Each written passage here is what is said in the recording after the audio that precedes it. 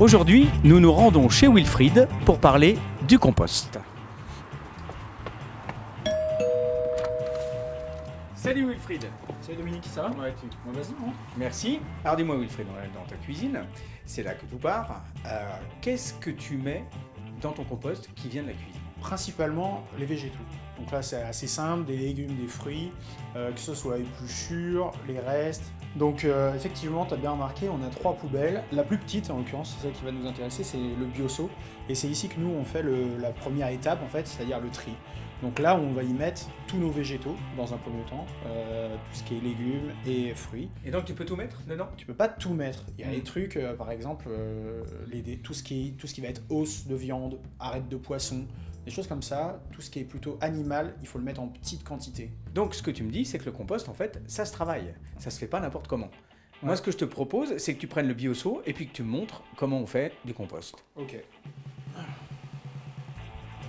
Dis-moi, est-ce que ça sent un bioseau? Écoute, je suis plutôt sensible aux mauvaises odeurs, vraiment. Et si en l'occurrence c'était le cas, je pense qu'il serait pas dans la cuisine.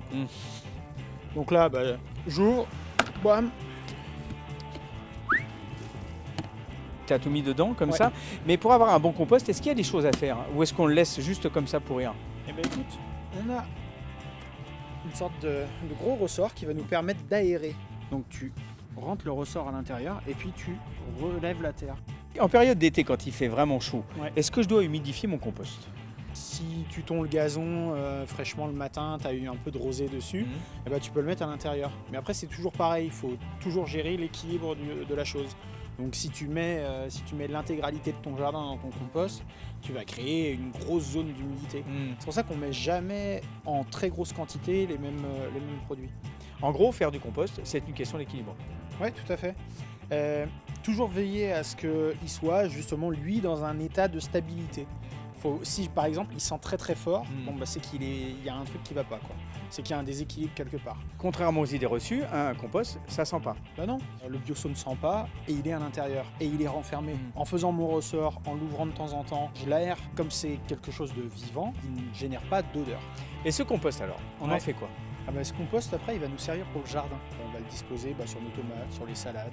D'ici un an on devrait pouvoir commencer à pouvoir faire quelque chose. J'ai une dernière question pour toi. Depuis que tu fais du compost, est-ce que ça a réduit considérablement le poids de tes poubelles? On a plutôt réduit les poubelles parce qu'on l'a sorti une fois depuis qu'on est là et ça fait 3 mois. Donc niveau ordures ménagères c'est plutôt pas mal je pense.